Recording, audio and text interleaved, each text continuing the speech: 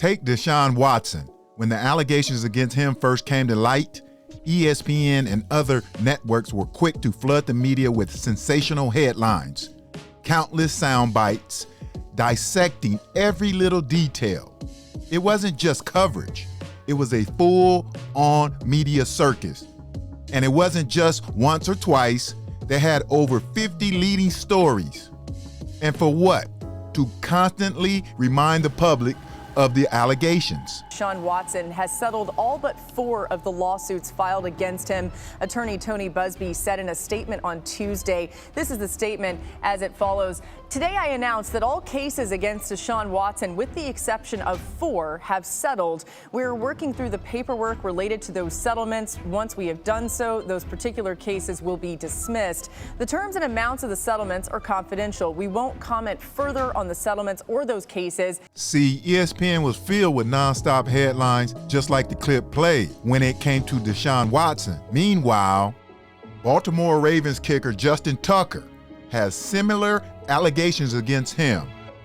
He's been accused of sexual misconduct by 16 massage therapists. But here's the kicker.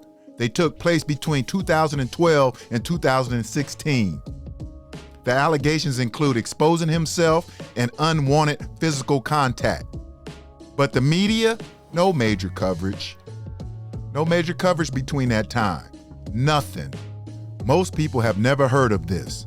And if you think the higher-ups in the NFL or the media didn't know about it, you're probably the type of person who think these stories receive different coverage because one is a kicker and the other one is a quarterback.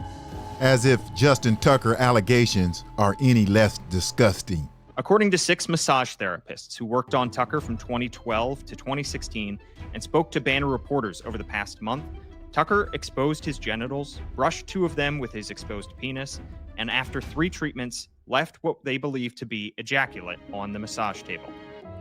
Now, what's sad is most people have never even heard of this.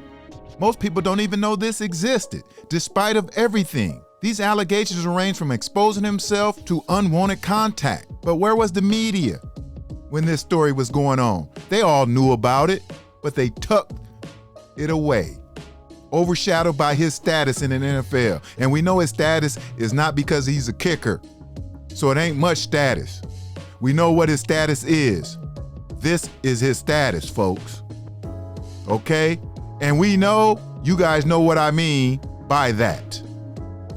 And so now recently, the Ravens' decision to release him, they framed it as a football decision. They didn't mention the sexual misconduct allegations at all. This is a clear example of how the system works. Some players' image are protected based on their skin color. I've seen it many times how the media covers stories differently. I even had debates with people until I showed them the data. It's a constant battle because every day, me and you as black men, as black women, we have to deal with these media stereotypes every day. If you're walking down the street and someone touched their purse, grabbed their kids, they don't know you. But what gave them the idea that you might be a criminal? You might be the one that harmed them. They got it from the media. Because when you ask all these racist people, what have a black person ever done to them, 90% of them would tell you nothing. Offer up a black man to blame. You can get away with anything in America. This is the same game they've been playing for years. But the saddest part now is sometimes people who look like us are the ones doing it to us. Well, one thing, Zach, that you touched on was just this gross focus on identifying unnecessarily women's names that may or may not be involved. And I think it is it isn't too harsh to say that that was a failure by many people, including folks within our own industry. And Brad Stevens actually addressed that today. I want everyone to take a listen. Another black man, another statistic. It hurts, but it's worth repeating, people, not just for Plexico Burress, but for all professional black athletes today, especially the ones who continuously display an affinity for lawlessness and trifling behavior. You know, folks, when Ben Roethlisberger was first accused of sexual assault, you didn't see any kind of energy like that.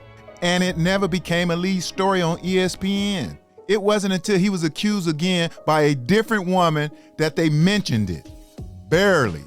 And even then, it never turned into a mainstream story. Just a few minor sound bites.